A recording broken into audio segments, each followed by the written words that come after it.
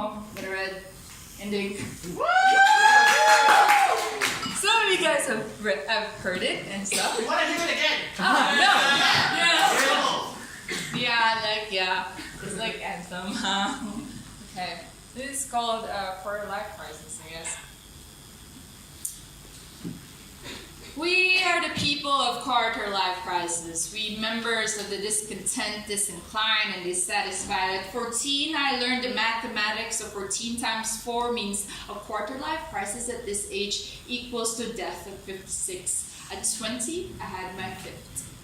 We are the children who wrote eulogies before we learned to write reports. The kids who wrapped presents with their wrists and ripped them open every Christmas day. Born in a generation blamed the generation before us who looked at the world and fashioned their own Tower of Babylon, made themselves an iron throne out of the successes they defined in cash flow and properties and credit card debts, pumped into us the same ideology of 3x3 spaces and a nuclear family, pieced our lives in the dogma of consuming as much shit as you can so you can feel that burning hole in your soul with the burning hole in your pocket after all. Who has time to worry about salvation when you're worrying about survival? At 23 came my 6th quarter life crisis when I found the devil in the details of poetry and made rough romance with a passion raging against the machine-made blueprints of my destiny.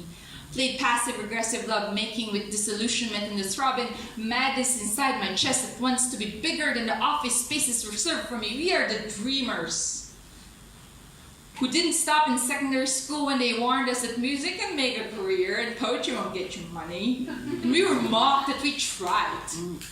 Because we dared to not resign to desk job fates and CPFs, even when our government remains man-spreading over the successes of the artists and athletes it didn't cultivate.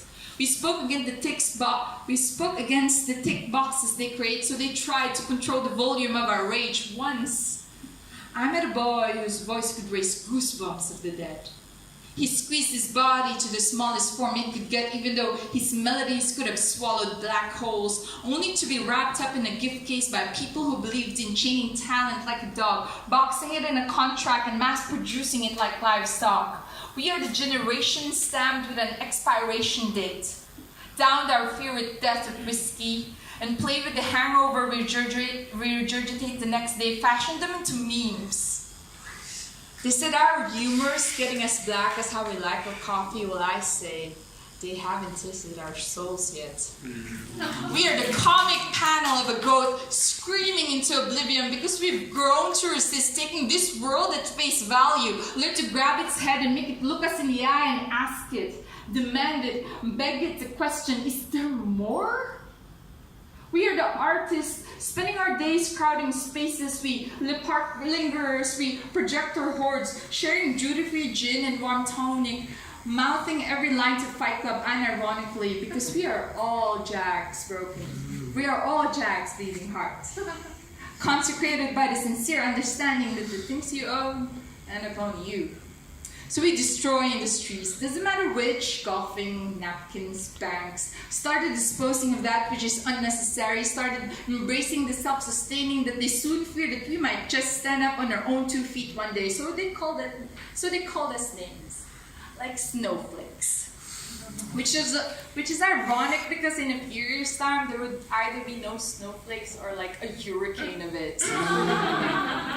We are the philosophers on the tightrope of being woke and ignorant, giving our hand to the understanding of the complexity of humanity, from families to sexuality to universal fucking healthcare. They named us strawberries and pussies because obviously we're the only ones who know the value of both. The first to voice the necessity of consent for other people's strawberries and pussies. And for that we are called weak, because we'd rather have safe spaces than start wars, rather open discussions than pull triggers, rather piece our identities with our wounded fingers than give in to the megaphone of consumerism, selling us conveyor belt lifestyles and catalog pages at discount prices. We are the poets, drinking stale beers, writing our anxieties into student loan receipts we keep getting every year. We are the musicians, pulling off gigs in places that justify lowballing for exposure. We are the cynics who believe in dreaming. We are the idealists daring to achieve something beyond a mortgage and a marriage. This quarter-life crisis is our sacrilege. It will never end. Despite still feeling like dying at 27, we continue riding to battle, facing the host of all the loathing generations before us, their trumpets booming, going, "This damn generation."